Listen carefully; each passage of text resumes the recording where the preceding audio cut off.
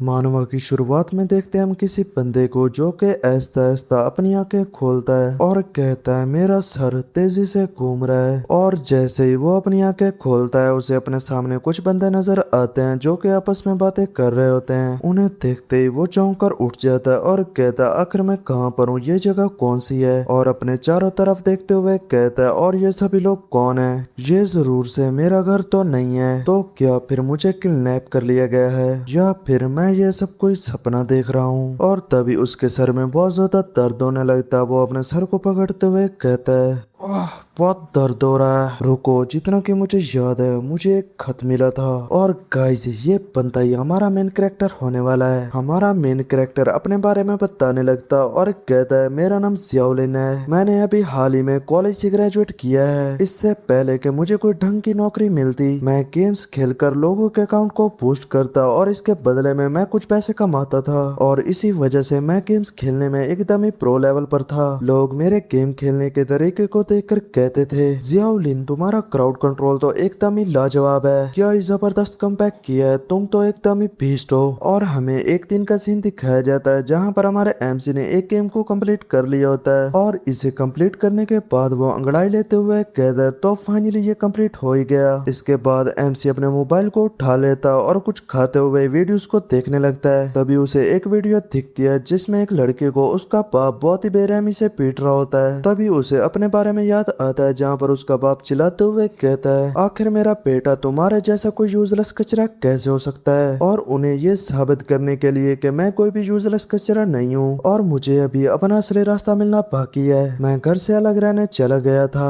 लेकिन मैंने ये सब कभी भी एक्सपेक्ट नहीं किया था। तभी कोई एमसी के दरवाजे को नॉक करता है और कहता है जियाउलिन आपके लिए एक पार्सल आया है। तभी एमसी बताने लगता है कि अभी मुझे अकेले रहते हुए कुछ ही दिन गुजरे थे कि किसी ने आधी रात को मेरे डोर को नॉक किया और मुझे एक पार्सल देकर चला गया। और इस पार्सल में एक अजीब सा खत था। जैसे ही मैंने उस खत को रीड करने के लिए ओपन किया उसमें से एक अजीब सा डार्क ऑरा सा निकलने लगा और उस डार्क ऑरे ने मुझे पूरी तरह से लपेट लिया। तभी मेरे सामने एक मैसेज आया और उस मैसेज में लिखा था डान अकेडमी का एडमिशन नोटिस, जिसमें कि मुझे बताया गया कॉन्ग्रेचुलेशंस आपको डान अकेडमी में एडमिशन मिल चुका है। स्टूडेंट जियाउलिन आपकी आइडेंटिटी वेरीफाई हो चुकी है और आपकी फोर्सफुली टेलीपोर्टेशन शुरू की जा रही है। तभी प्रेजेंट में एमसी अपने मन ही मन कहता है तो क्या सच में उस खत ने मुझे जबरदस्ती इस जगह पर भेज दिया या फिर ये किसी तरह का कोई प्रैंक है। तभी वहाँ पर कोई बंदा आता है और कहता है ओ तो आखिरकार होश में आ ही गया, तेरी किस्मत सच में बहुत ही ज्यादा खराब है। सच में तेरा स्टेमिना और ताकत कितनी ज्यादा पूरी होगी जो तू 3 घंटे तक बेहोश रहा, क्या तू यहाँ पर सिर्फ सोने के लिए आया है। तभी वहाँ पर खड़े सभी लोग चिल्लाने लगते हैं और कहते हैं आखिर तुम कौन हो, ये कौन सी जगह है, ये तो सीधा सीधा किडनैपिंग है, हमें अभी यहाँ से बाहर निकालो वरना हम अभी पुलिस को बुला लेंगे। इस पर वो बंदा गुस्सा हो जाता है और अपने दांतों को पीसते हुए अपनी शॉट को बाहर निकाल लेता है। और हमें इस बंदे का एक ओपी सा लुक भी दिखाया जाता है। वो बंदा अपने ऑरे का यूज करता है और सामने की तरफ एक स्लैश लगा देता है और इस स्लैश की पावर इतनी ज्यादा होती है कि इसकी वजह से उन सभी लोगों के पीछे मौजूद दीवार भी बीच में से कट जाती है। इस पावर को देखकर वो सभी लोग बहुत ही ज्यादा डर जाते हैं। तभी वो बंदा जोर से कहता है आखिर ये सब शोर कैसा है, अपने मुंह को बंद रखो, मैं यहाँ पर तुम सभी का इंस्ट्रक्टर हूँ। पता नहीं क्यों हर बार फ्रेशमैन्स के बीच में ऐसे कोई ना कोई बेवकूफ निकल ही आते हैं। क्या एडमिशन देने वाले लोग सारा दिन खाना खाते हैं और कोई भी ढंग का काम नहीं करते। इन एडमिशन देने वाले लोगों ने मुझे बहुत ही ज्यादा परेशान करके रखा है। वो कभी भी किसी को एडमिशन देने से पहले उसे अच्छे से चेक क्यों नहीं करते। तब इंस्ट्रक्टर सभी लोगों से कहता है क्योंकि कोई यहाँ पर बहुत ही देर से जागा है, इसी वजह से हमारी क्लास का पहले ही बहुत वक्त बर्बाद हो चुका है। इस वजह से मैं अपनी बात को छोटा रखूंगा। मेरा नाम किंचुआन है और मैं डॉन अकेडमी के फ्रेशमैन ईयर की क्लास 7 का इंस्ट्रक्टर हूँ। तुम सब चुनिंदा लोग हो, तुम्हें यहाँ पर अपने आप को बदलने के लिए और अपनी ताकत को बेहतर करने के लिए लगातार हार्ड ट्रेनिंग करनी होगी और आखिर में तुम इस काबिल हो जाओगे कि तुम एक न्यू वर्ल्ड में एंटर कर सकोगे। तभी सामने से एक लड़की कहती है एक न्यू वर्ल्ड। एक और लड़का कहता है क्या ये बंदा पागल है, आखिर यहाँ पर क्या चल रहा है। तभी इंस्ट्रक्टर किन कहता है यहाँ तुम्हें ताकत दौलत, इज्जत और यहाँ तक कि हमेशा की जिंदगी यानी इमोर्टलिटी भी मिल सकती है। इमोर्टलिटी को सुनते ही सभी लोग बहुत ज्यादा शॉक हो जाते हैं। तभी इंस्ट्रक्टर किन कहता है बहुत सी फजूल बातें हो चुकी हैं, अब हम तुम्हारा पोटेंशियल असेसमेंट शुरू करते हैं। तभी हमारा एमसी बाकी सभी लोगों को देखते हुए अपने मन ही मन कहता है, अगर मैं अपने आप को भी गिनूं तो यहाँ पर कम से कम भी 200 से ज्यादा लोग हैं। ये बिल्कुल भी कोई आम किडनैपिंग तो नहीं लग रही। आखिर ये जगह कौन सी है और क्या मैं कभी वापस अर्थ पर जा भी पाऊंगा? एक न्यू वर्ल्ड, सुनने में तो ये किसी एलियन कोलोनाइजेशन प्रोजेक्ट जैसा लग रहा है। तभी हम एक बंदे को भी देखते हैं जिसका के पोटेंशियल चेक किया जा रहा होता है। तभी एमसी कहता है एक पोटेंशियल असेसमेंट, क्या ये किसी गेम की तरह करेक्टर स्टेट चेक करने जैसा है? तभी वहाँ पर किसी मशीन के बीप करने की साउंड आती है और उस पर कंप्लीट लिखा हुआ दिखता है। इंस्ट्रक्टर किन उस बंदे के स्टेट्स को चेक करता है और इसके बाद उसे बताता है कि तुम्हारे टोटल एट्रीब्यूट्स 24 हैं, और इसके बाद वो नेक्स्ट बंदे को आने को कहता है और उसे बताते हैं कि तुम्हारे टोटल एट्रीब्यूट्स 32 हैं और ये ठीक ठाक ही हैं। इसे सुनते ही वो मस्कुलर सा बंदा खुश हो जाता है और कहता है ओह यस मैंने कर दिया। इसके बाद हम इंस्ट्रक्टर किन को देखते हैं जो कि एक एक करके सभी का असेसमेंट करने लगता है और वो एक को चेक करते हुए कहता है बिल्कुल एवरेज है। इसके बाद वो किसी और से कहता है तू तो बिल्कुल ही बकवास है। इसके बाद वो कहता है मुझे डेफिनेटली हेडमास्टर को इसकी रिपोर्ट करनी होगी कि वो एडमिशन वाले लोगों से कहें कि उन्हें कचरे से लोगों को चुनना बिल्कुल ही बंद करना चाहिए। और वो एक एक करके सभी को चेक करने लगता है। हम हमारे एमसी को भी देखते हैं जो कि वहीं पर खड़ा होता है और बार बार मशीन के बीप करने की साउंड को सुन रहा होता है। और इसके बाद हमारे एमसी का नंबर आता है। एमसी अपने मन ही मन कहता है ये अभी तक भी कंप्लीट नहीं हुआ। हम इंस्ट्रक्टर किन को भी देखते हैं जो कि अपने मन ही मन कहता है जहाँ पर बाकी सभी लोगों को चेक करने में 6 से 7 सेकंड लगे, वहीं पर इस लड़के को चेक करने में तकरीबन 1 मिनट हो चुका है। और तभी मशीन बीप की साउंड करती है और उसके ऊपर कंप्लीट लिखा हुआ आता है। एमसी मशीन से बाहर निकलकर आगे की तरफ जाने लगता है। तब इंस्ट्रक्टर किन उसे रोकता है और कहता है वहीं पर रुको, मुझे पहले तुम्हारे स्टेट्स को देखने दो। और वो मन ही मन कहता है इतना वक्त लगाने का मतलब है कि हमें कोई छुपा हुआ हीरा मिल गया है। और ऐसा कहने के साथ ही वो एमसी के स्टेट्स को देखता है और जैसे वो इन्हें देखता है उसकी आंखें फटी की फटी रह जाती हैं। और हमें भी एमसी के स्टेट्स को दिखाया जाता है जहाँ पर एमसी की स्ट्रेंथ 2, एजिलिटी 2, इंटेलिजेंस 2 और विटेलिटी 3 होती है। इन सभी एट्रीब्यूट्स को देखकर इंस्ट्रक्टर किन एमसी की तरफ नफरत भरी नजरों से देखने लगता है और कहता है तुम्हारे टोटल एट्रीब्यूट सिर्फ 9 है। और वो बहुत ज्यादा निराश होते हुए अपने माथे को पकड़ लेता है और कहता है ओह माय गॉड, मैंने जब से डॉन अकेडमी को ज्वाइन किया है मैंने आज तक इतने कचरा स्टैट्स नहीं देखे। ये मेरा पहली बार है जब मैंने किसी को 1 डिजिट से शुरू करते हुए देखा है। तुम तो एक टॉप लेवल के कचरे हो। अगर तुम इतने ही बड़े कचरे हो तो आखिर यहाँ पर आई क्यों? हम एमसी को भी देखते हैं जो कि ये सब कुछ सुनते हुए बहुत ही ज्यादा उदास हो रहा होता है। तब इंस्ट्रक्टर किन आगे कहता है मुझे एडमिशन वालों से कहकर इस कचरे को जल्दी से वापस भिजवाना होगा। मैं तो समझ रहा था कि हमें कोई काबिल स्टूडेंट मिला है, लेकिन इसने तो मेरी उम्मीदों पर बिल्कुल ही पानी फेर दिया। ये सच में कितना ही बड़ा लूजर है, बिल्कुल ही कचरा है।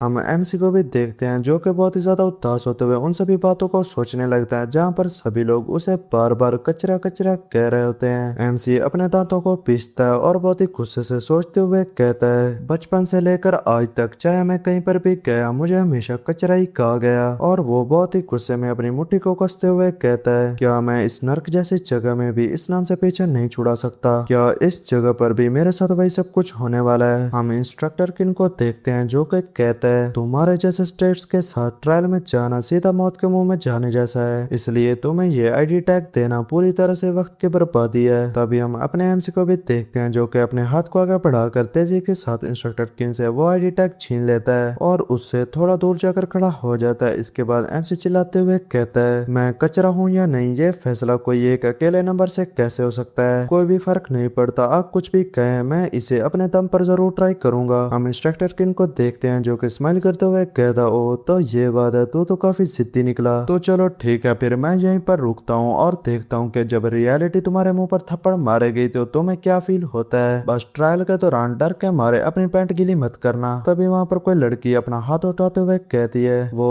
पहले आपका टैलेंटेड स्टूडेंट से क्या मतलब था? इस पर इंस्ट्रक्टर किन कहता है ये वो लोग होते हैं जिन्हें गॉड की तरफ से स्पेशल पावर्स मिलती हैं। उनके पास न्यू वर्ल्ड में बचने की पक्की गारंटी होती है। वो लोग पैदा ही स्ट्रॉन्ग बनने के लिए होते हैं। और जहाँ तक बाकी तुम सभी लोगों का सवाल है तो तुम्हें सिर्फ एंट्रेंस एग्जाम पास करने पर ही ध्यान देना चाहिए। इंस्ट्रक्टर किन की इन सभी बातों को सुनने के बाद वो सभी लोग नर्वस हो जाते हैं। तभी उनमें से एक लड़की आगे की तरफ बढ़ती है और इंस्ट्रक्टर से कहती है, आपने पहले कहा था कि हम इस अकेडमी में बेहिसाब ताकत और दौलत हासिल कर सकते हैं। और हमें इस लड़की को भी दिखाया जाता है। तभी वो लड़की अपने ग्लासेस ठीक करते हुए कहती है, मैं बस इस सब को कंफर्म करना चाहती हूँ कि हमें इन सब चीजों के लिए क्या कीमत चुकानी होगी। इस पर इंस्ट्रक्टर किन कहता है, तुम्हारा नाम क्या है? और वो इस लड़की के स्टेटस को चेक करते हुए कहता है, ओ तो तुम्हारा नाम जियाओ जुई है। इस पूरे ग्रुप में तुम्हारे स्टार्टिंग एट्रीब्यूट सबसे ज्यादा है। हालांकि ये थोड़ा अफसोसनाक है कि तुम्हारे पास कोई भी स्पेशल टैलेंट नहीं है, फिर भी मैं तुम्हारे सवाल का जवाब दे सकता हूँ। इस अकेडमी में क्रेडिट्स और एक्सचेंज पॉइंट्स ही असली करेंसी हैं। तुम इन सब के बदले जो चाहो वो हासिल कर सकते हो।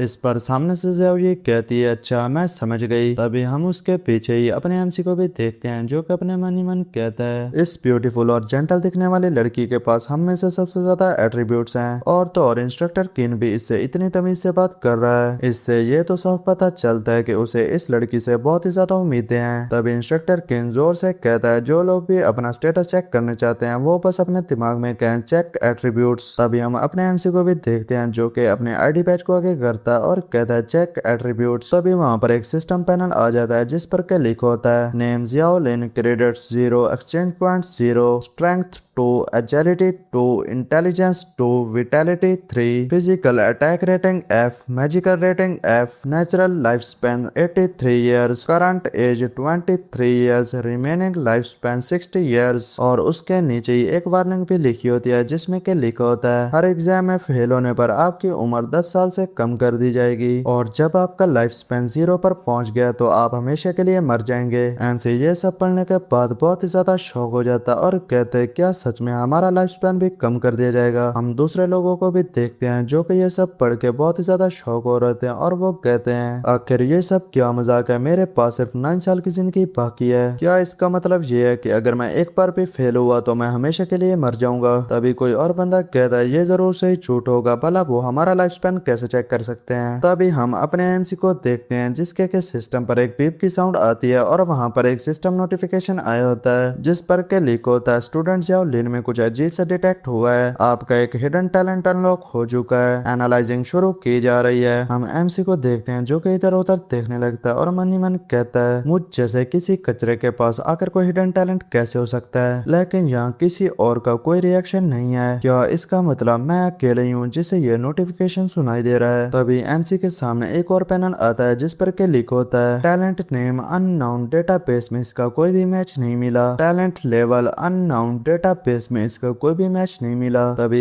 एक और पैनल आता है जिस पर के लिखा होता है, टैलेंट एनालिसिस के मुताबिक स्टूडेंट के सीखने की सलाहियत बहुत ही ज्यादा बढ़ चुकी है। लेवल 1 पर इसका पैसिव इफेक्ट ये है कि सभी स्किल्स के सीखने की स्पीड 100% तक बढ़ जाएगी। इसका एक्टिव इफेक्ट ये है कि ये किसी भी ऐसी एबिलिटी को कॉपी करने का मौका देगा जो कि आपके एफ रैंक के बराबर हो और ये असर सिर्फ 3 मिनट तक ही रहेगा। और साथ ही में एक नोट में लिखा होता है, ये एक्टिव रिप्लिकेशन एबिलिटी हर 7 दिन में सिर्फ एक बार यूज की जा सकती है और जैसे जैसे आपका लेवल अप होगा इसके स्टेट्स और इफेक्ट बेहतर होते जाएंगे। और एक और पैनल आता है जिस पर के लिखा होता है, क्योंकि इस टैलेंट की पहले कोई भी एग्जांपल नहीं मिली इसलिए रूल्स के मुताबिक इसके पहले मालिक को ही इसका असली नाम रखने का हक दिया जाता है। प्लीज इस टैलेंट को कोई नाम दीजिए। हम एमसी को भी देखते हैं जो कि मन ही मन सोचते हुए कहता है, तेज सीखना और एबिलिटीज को कॉपी करना, मुझे इसका क्या नाम रखना चाहिए? चलो छोड़ो इसे सिंपल और डायरेक्ट रखते हैं, एकेडमिक प्रोडिजी। हाँ, अब से इसका नाम एकेडमिक प्रोडिजी होगा। तभी एक सिस्टम आता है जिस पर के लिखा होता है, talent name academic prodigy, level 1 और टैलेंट की रैंक चेक की जा रही है। तभी वहाँ पर एक और सिस्टम पैनल आता है जिस पर के लिखा होता है, टैलेंट की रैंक डबल एस रैंक है। हमें एमसी को भी देखते हैं जो इस टैलेंट की रैंक को देखकर हैरान हो चुका होता है। एमसी कहता है, जब पहले स्कैन हुआ था तो इंस्ट्रक्टर किन का सिस्टम भी इस एकेडमिक प्रोडिजी स्किल का पता नहीं लगा सका था। और एमसी स्माइल करते करते हुए मनी मनी कहता है एक टैलेंट जो के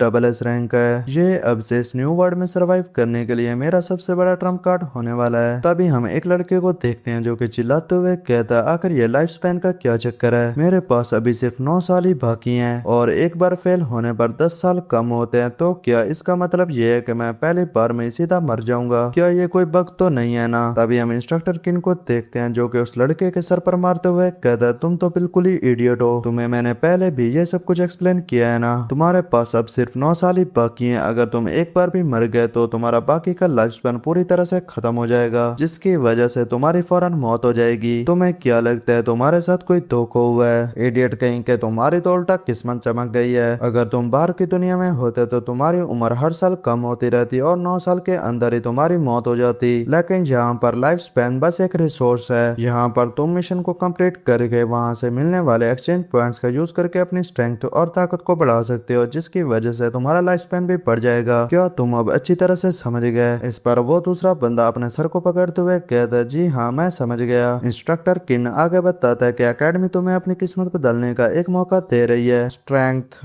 नॉलेज, दौलत और यहाँ तक कि एक लंबी जिंदगी। जब तक तुम्हारे पास क्रेडिट्स हैं और एक्सचेंज पॉइंट्स हैं तब तक इमॉर्टलिटी हासिल करना कोई भी मुश्किल काम नहीं है। तभी जियाओ युई कहती है क्या ये रूल सिर्फ एकेडमी के अंदर ही चलता है या फिर ये हर जगह ही काम करता है? इस पर इंस्ट्रक्टर किन कहता है जिस पल तुम यहाँ के स्टूडेंट बनते हो उसी पल ये तुम पर लागू हो जाता है, चाहे तुम वापस अर्थ पर ही क्यों न रहो, ये हमेशा ही तुम पर अप्लाई होगा। और इसके बाद वो जोर से कहता है चलो अब बहुत सी बातें हो चुकी, एंट्रेंस एग्जाम अब से शुरू होता है, हर कोई अपनी अपनी जगह पर सीधे खड़े रहो और कोई भी अपनी जगह से नहीं हिलेगा। मैं 3 तक काउंट डाउन करूंगा और उसके बाद तुम सभी यहाँ से टेलीपोर्ट हो जाओगे।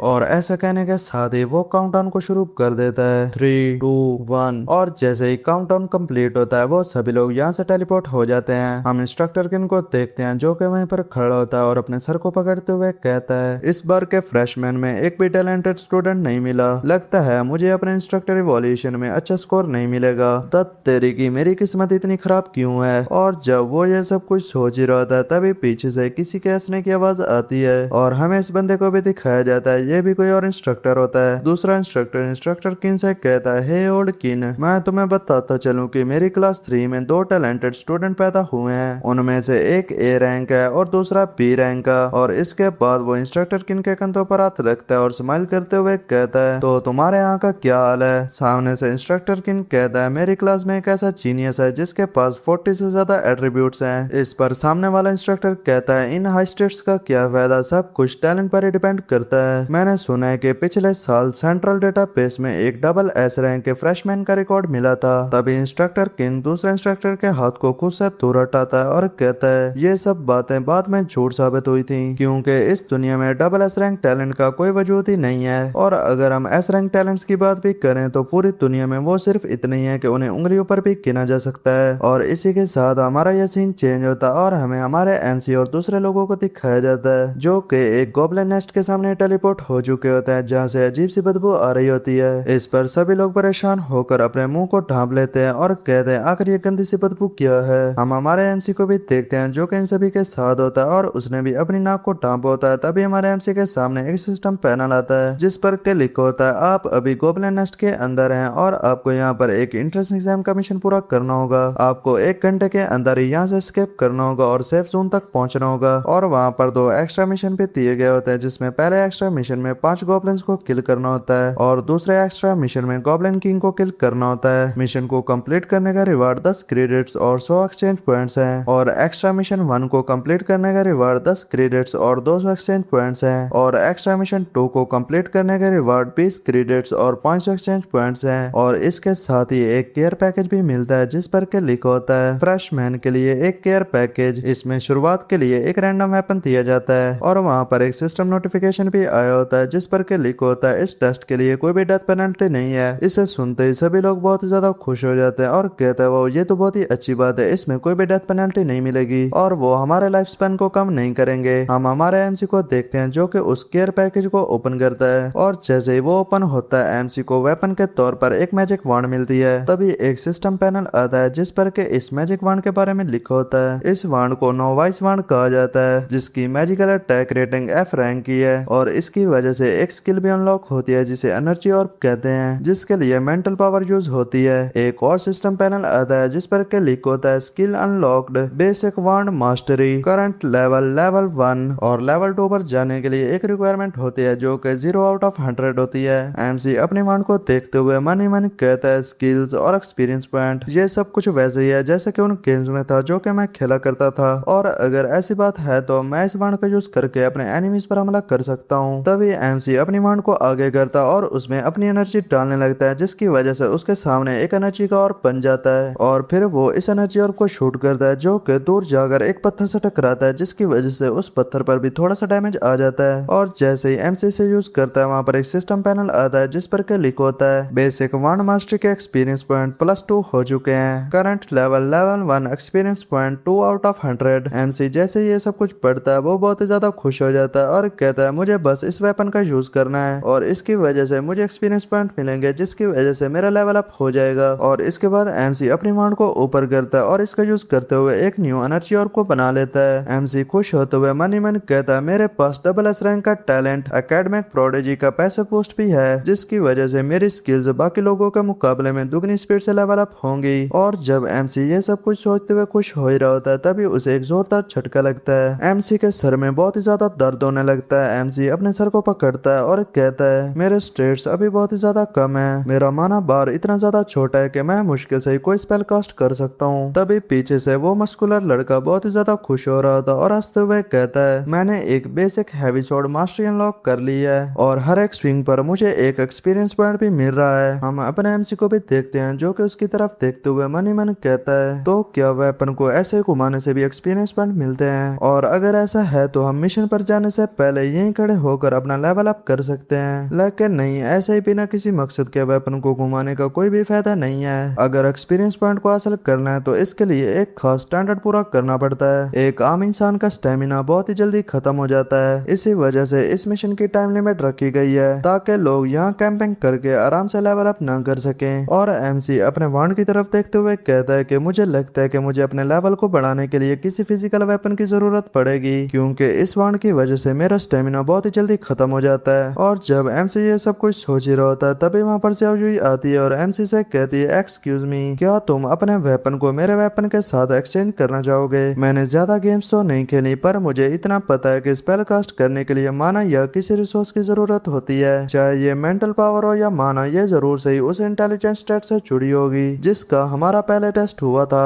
और वो एमसी की वांड की तरफ इशारा करते हुए कहती है मुझे लगता है कि ये वेपन मुझे ज्यादा सूट करेगा और तुम भी मेरी शॉट के साथ ही सही रहोगे। तभी एमसी कहता है वैसे तुम्हारा नाम ज़्याओजुई है ना? मेरा नाम ज़्याओलिन है। इस पर ज़्याओजुई कहती है हाँ यही मेरा नाम है। वैसे ज़्याओलिन, तो क्या तुम मेरे साथ ट्रेड करना चाहोगे? तभी हम एमसी को देखते हैं जो कि उसे वांड पकड़ाते हुए कहता है बिल्कुल मैं तैयार हूँ, बस इस बात का ध्यान रखना कि तुम्हें इस वांड से अटैक करने के लिए सही से निशाना लगाना पड़ेगा। तभी हम एमसी को भी देखते हैं जिसने कि ज़्याओजुई से उसकी शॉट को ले लिया होता है और उसे पकड़ते हुए मन ही मन कहता है हाँ अब ये मुझे ज्यादा अच्छा फील हो रहा है। तभी वहाँ पर एक सिस्टम पैनल भी आया होता है जिस पर के लिखा होता है इस शॉट का नाम नोविस शॉर्ट शॉट है और इसकी physical attack rating F rank की है और इस शॉट की वजह से एक स्किल भी अनलॉक होती है जिसका नाम है बेसिक शॉर्ट शॉट मास्टरी और आपका करंट लेवल 1 है। तभी एमसी मन ही मन कहता है अगर मुझे इस एग्जाम को आराम से पास करना है तो मुझे एक अच्छा टीममेट की जरूरत होगी। और वो पीछे मुड़कर ज़्याओजुई से कहता है ज़्याओजुई क्या तुम मेरी टीममेट बनना चाहोगी? और वो कहने वाला होता है तभी उसे बीच में से कोई टोकता है और हम देखते हैं ये वही मस्कुलर बंदा होता है जिसका नाम हमें वांग टाली बताया जाता है। वांग कहता है हे ब्यूटीफुल, क्या तुम मेरे साथ काम करना चाहोगी? मैंने सुना है कि तुम्हारे स्टेट्स हमारी क्लास में सबसे ज्यादा हैं, तो इसलिए तुम मेरे साथ टीम अप कर लो। मेरा नाम वांग टाली है, मेरी स्ट्रेंथ, वाइटैलिटी और एजिलिटी सभी के सभी 10 पॉइंट से ऊपर हैं। और वो एमसी की तरफ इशारा करते हुए कहता है मैं उस बंदे से कई ज्यादा भरोसेमंद हूँ, अगर हम दोनों एक पार्टी को बनाते हैं तो हम डेफिनेटली इसे आराम से पास कर लेंगे। हम एमसी को भी देखते हैं जो कि मन ही मन गुस्सा होते हुए कहता है तो साले अगर तेरे स्टेट्स ज्यादा हैं तो क्या हुआ? इस पर ज़्याओजुई पहले थोड़ा सा सोचने लगती है और बाद में वहाँ से जाते हुए कहती है नहीं मुझे तुम्हें कोई भी इंटरेस्ट नहीं है। वांग को इस तरह से रिजेक्ट होता हुआ देखकर एक बंदा हंसने लगता है और कहता है तुमने देखा उसने अभी अभी वांग को रिजेक्ट कर दिया। तभी उसके साथ खड़ी लड़की कहती है अपनी आवाज को नीचे रखो वरना वो सुन लेगा। हम वांग को देखते हैं जो कि अपना गुस्सा निकालने के लिए इधर उधर किसी को देखने लगता है और तभी उसकी नजर हमारे एमसी पर पड़ती है। वो गुस्से के साथ हमारे एमसी को देखने लगता है। दूसरी तरफ हमारे एमसी को बिल्कुल भी आइडिया नहीं होता कि वांग उसे इस तरह तरह से क्यों देख रहा है। तभी वांग एमसी को धक्का देते हुए कहता है तुम साले आखिर किस तरफ देख रहे हो। तो जैसे एक सिंगल डिजिट वाले कचरे को देखते ही मेरा दिमाग खराब हो जाता है। तू एक बहुत ही बड़ा लूजर है, फिर भी तू उस वेपन को सीखने की कोशिश कर रहा है। क्या तू जानता भी है कि आखिर तू देख कहाँ पे रहा था। सामने से एमसी कहता है चाहे हम इस एग्जाम को पास करें या नहीं, ये पूरी तरह से हमारी एबिलिटीज पर डिपेंड करता है, इसलिए यहाँ पर फालतू फाइट करने के बजाय तुम्हें अपना स्टेमिना मिशन के लिए बचाना चाहिए। इस पर वांग और भी ज्यादा गुस्सा होते हुए एमसी के कॉलर को पकड़ लेता और कहता हमारी अपनी एबिलिटीज। तो साले मैं अभी तुझे दिखाता हूँ कि हमारी एबिलिटीज क्या होती हैं। इस पर सामने से एमसी भी स्माइल करने लगता है और कहता है ओ ऐसी बात है, लेकिन लगता है कि तुम्हें वो सब करने का मौका नहीं मिलने वाला। तभी हमें वांग के ठीक पीछे एक खूंखार सा गॉब्लिन दिखाया जाता है जो कि वांग पर अटैक करने ही वाला होता है। और गाइज इसी के साथ हमारा ये पार्ट यहीं पर खत्म होता है। मैं बहुत जल्द इसका नेक्स्ट पार्ट भी अपलोड कर दूंगा जो कि इससे भी ज्यादा मजे का होने वाला है। तो अगर आप उस वीडियो को मिस नहीं करना चाहते तो चैनल को जरूर से सब्सक्राइब कर दीजिए और हाँ वीडियो पसंद आई हो तो लाइक करना मत भूलिएगा। मिलते हैं आपसे नेक्स्ट वीडियो में।